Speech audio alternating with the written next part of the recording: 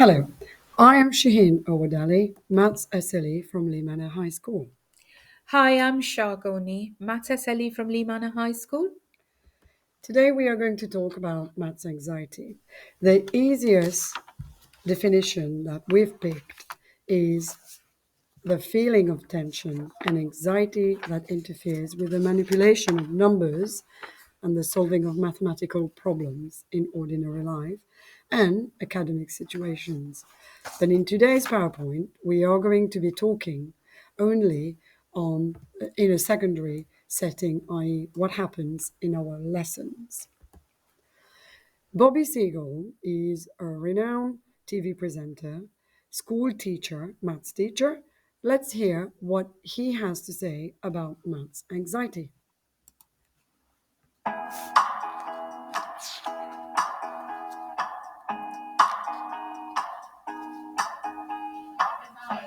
For me, maths anxiety is that negative emotional response we encounter when we face maths, whether it's in the classroom as a student or in the real world as an adult.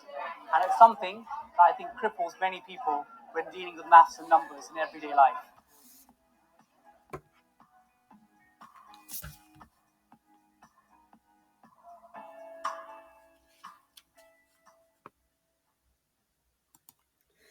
Many people think of mathematics as one of the most logical, most impersonal branches of knowledge. Yet it inspires more emotions than any other school subject. What Zavslavsky is referring to in here is a majority of the emotions felt by students during maths classes are often negative. Negative emotions that Bobby Siegel was just referring to. Now, what you see on the slide is a diagram that teachers and leaders can use to gain a better understanding of how mathematics anxiety negatively impacts teaching and learning.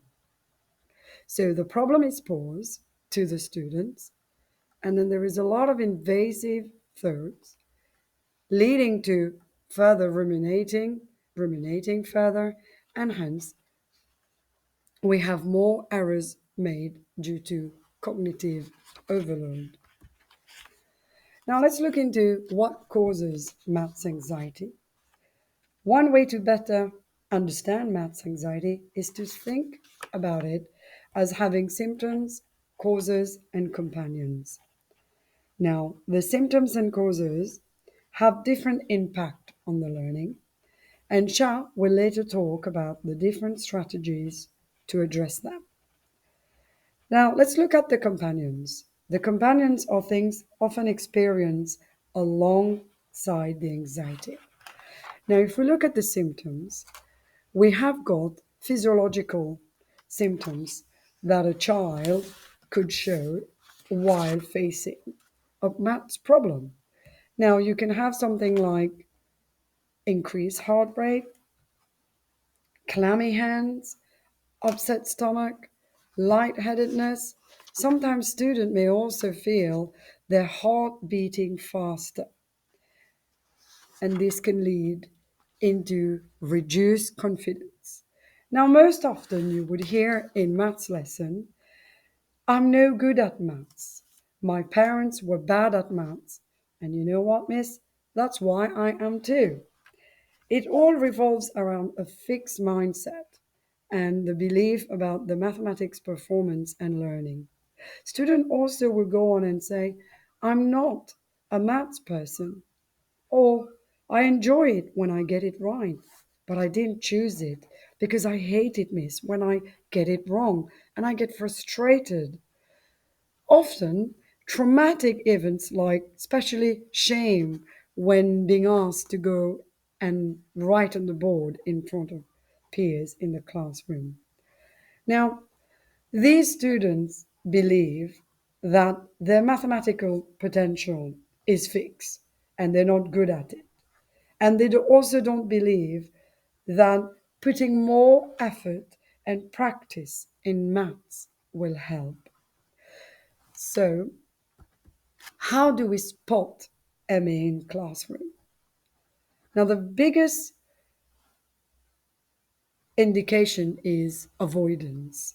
So, maths anxiety and maths avoidance go hand in hand. Do you seem to have students who would say, I need to go, miss, I really need to go? Or clearly, what I've experienced is students who will take all the time to come to classroom, dragging around, wasting time. Now, this could be more than just a student trying to get out of work. In class, this may look like misbehaving, off task behavior, and also the repeated failures therefore leads to further frustration and reduce the confidence and the mathematical resilience in students. Now, over to Shah, who will talk a little bit about all the researchers that we've done. And there you go, Shah. As Shaheen said, often you hear parents say, I wasn't good at maths at school. It's a subject I've struggled with, and I won't be able to help my child at home. And it was really useful and interesting for us to see the research and read the research about maths anxiety. Um, National Numeracy and Nuffield Foundation have spent a lot of time doing this research. And what we found, and it's interesting to read on this slide as well, that a lot of adults have max anxiety. 2014 reports shows from National Numeracy 4 out of 5 adults have functional mathematics skills compared to fewer than half of adults having low functional literacy levels. Now, that was astounding for both me and Shaheen when we looked at some of the data there. What do you say, Shaheen? Well, it Yes, it was, is. Yeah, yeah. especially I was not even aware that National Numeracy has done such a extensive research on it and leading to all these figures. And they investigated about 1,700 school children and found that the general feeling that maths was more difficult than other subject. So it is right for us to actually do a bit more work in our school around maths anxiety. Um, so I'd like to move on and share a little bit about the research done by University of Derby. Dr. Hunt, who's a psychologist as well, and he's really given us very good figures there. 49% of working age adults have real numeracy levels of primary schools, and the cost, there is an intrinsic cost associated with it. £460 per year. And the next interesting fact we wanted to share with you all was Health Education England has drawn on the university's work to address weaknesses. And NHS is, doing a lot of things to build that numeracy across. So it is very much affecting people in their daily work life as well. So it's interesting with what Shaheen said, and it's almost this about the physiological factors, the psychological factors, and it's almost a constant loop, as you can see from this diagram given here. If you have increased maths anxiety, your maths performance decreases, but if your maths performance decreases, that actually leads to anxiety. So, it goes hand in hand. So, what can we do? So, so what we did when we initially came here to our school, we actually saw this, the reluctance from learners, the almost anxiety to come into maths lessons. And we thought, let us put this together. And we actually did want to do a research, wanted to find from our own learners what exactly are they feeling, what are they doing. So we thought if we asked them to put their names, it would be very difficult. So we made an anonymous survey and we gave it to all the years from year 7 to year 11, and here are our results. The questionnaire was very much gridded, and if you scored between 40 to 50, you really had maths anxiety. And if you scored somewhere between 10 and 19, you were really confident. Our results were extremely, revealing of the situation we're in. If you look at that, the data nearly is the same across all year groups. Um, Out of 127 responses, about only 12 in year 7 who've literally come out of primary school could say they're confident about, sorry, not confident about maths.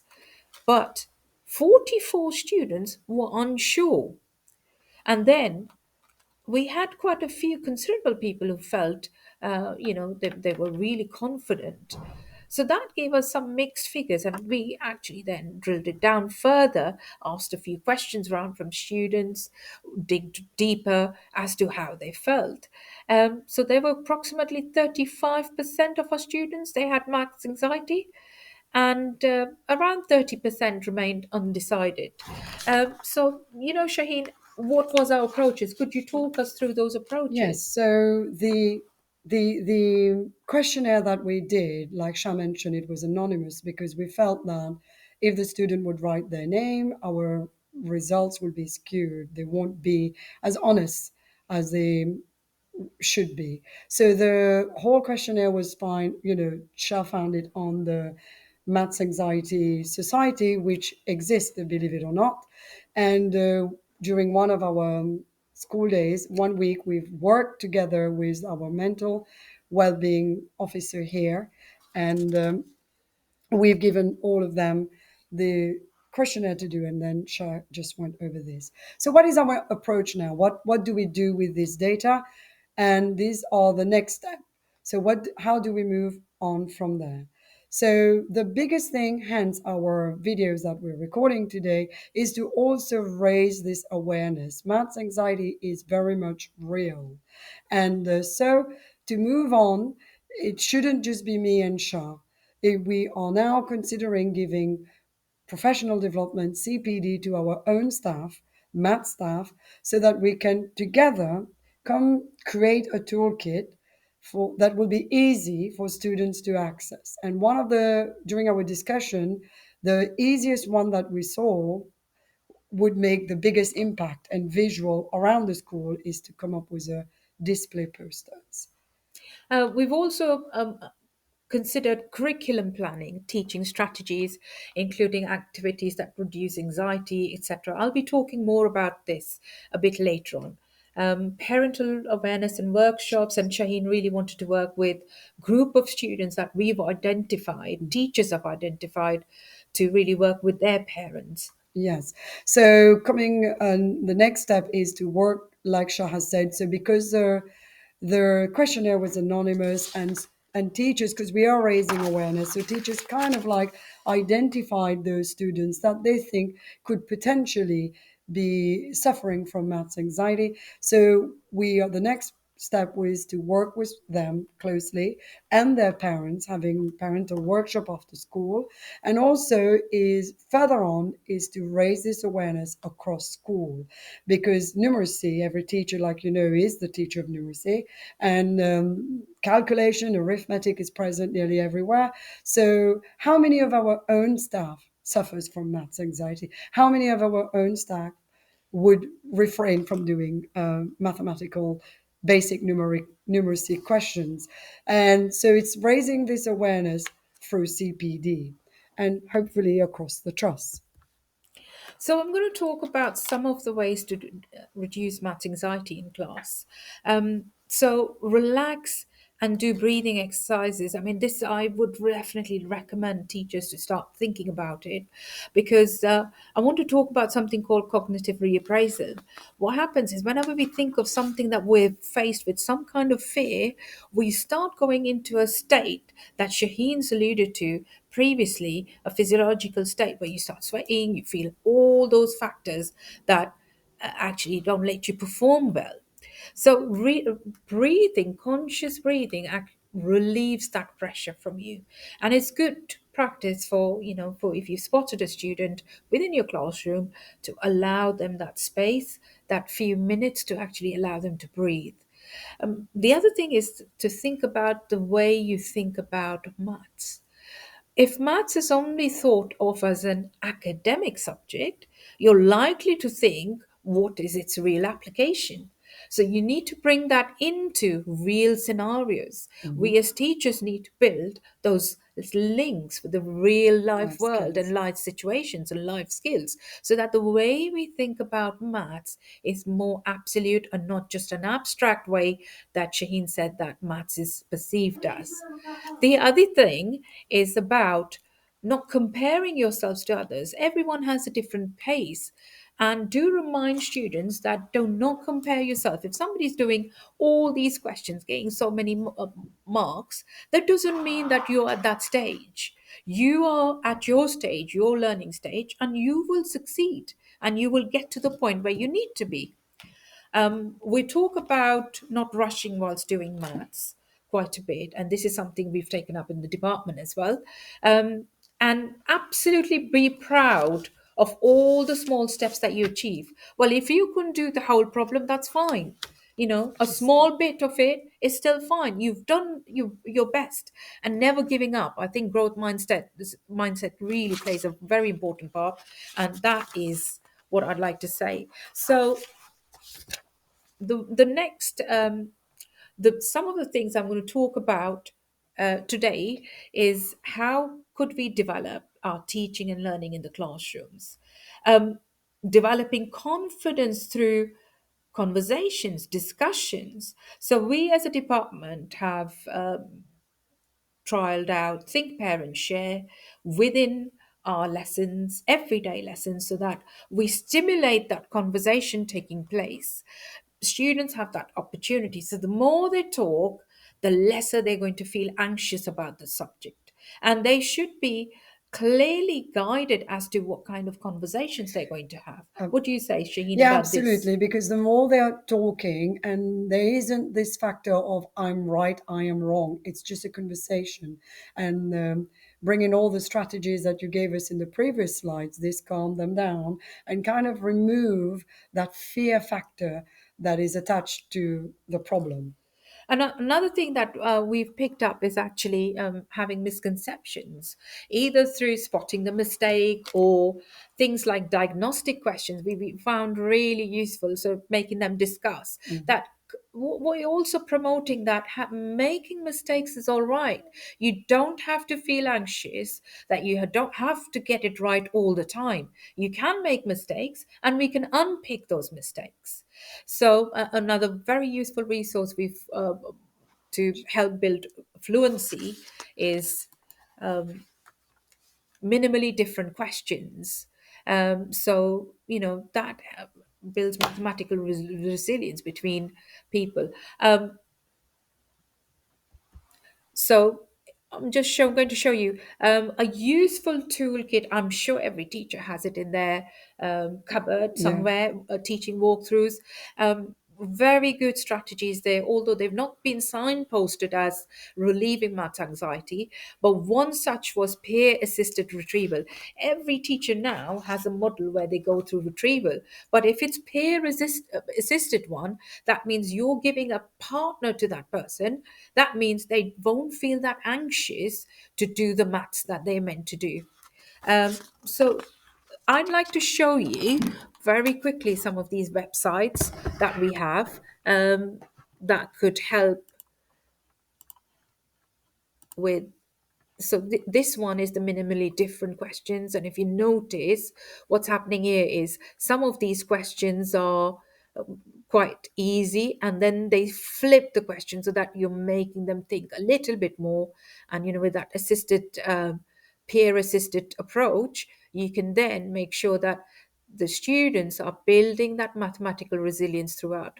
Another one, such one for discussions and what I've mentioned about diagnostic questions is diagnostic questions by Barton Mass, and this is really, really good, very easy to adapt within your lessons and share very quickly within lessons.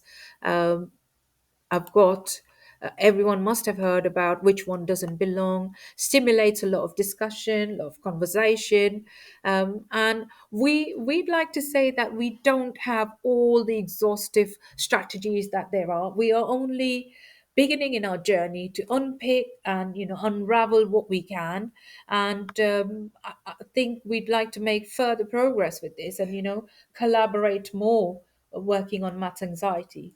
I think with this website here, it's not only to just, instigate conversation, but it's also to make maths not as rigid, maths lesson not as rigid as it was before. So, oh, I know I'm going to go to class and I'm going to have to pick which one doesn't belong. This is also, bringing the students in a much more relaxed, classroom atmosphere.